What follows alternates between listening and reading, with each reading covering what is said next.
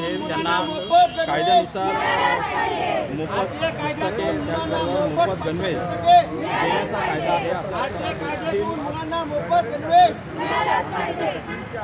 ज्या महापालिकेच्या आणि ज्या खासगीच्या आहेत त्या मुलांना गणवेश आणि पुस्तकं आहेत ती मोफत 2009 मध्ये संस्थेमध्ये जो कायदा पारित झालेला RTA राईट टू एज्युकेशन कायद्याप्रमाणे मुलांना पाठ्यपुस्तके गणवेश आणि शालेय साहित्य मोफत देण्याचा कायदा असतानाही आजपर्यंत कुठल्याही शालेय व्यवस्थापन या कायद्याची पूर्णपणे अंमलबजावणी केली दिसत नाही आहे।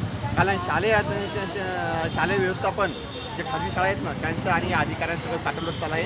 हे मला तर वाटतं की शासकीय अधिकारी जे आहेत हे खाजगी शाळांनी नेमलेले एजंट आहेत का काय अशी परिस्थिती दिसत आहे। गेल्या वर्षी 3 महिने लढल्यानंतर काही शाळांनी फक्त बुक्स दिले, या वर्षी तर कुठली शाळा बुक्स देत नाही आहे, पाठ्यपुस्तक देत नाही। आज जवळपास 15 दिवस झाले शाळा चालू होऊन तरी कोणी याची दखल घेत नाही आहे। महाराष्ट्राचे मुख्यमंत्री साहेब सांगतात की सामान्य जनतेचं सरकार आहे आणि सामान्य जनतेचं सरकार असेल तर त्यांनी खरं तर आपल्या सुराती ठाणे जिल्ह्यामधून सुरुवात करायला पाहिजे। आणि हे जे मुलं आहेत हे जवळपास 1,10,000 मुलांच्या भविष्याचा प्रश्न आहे।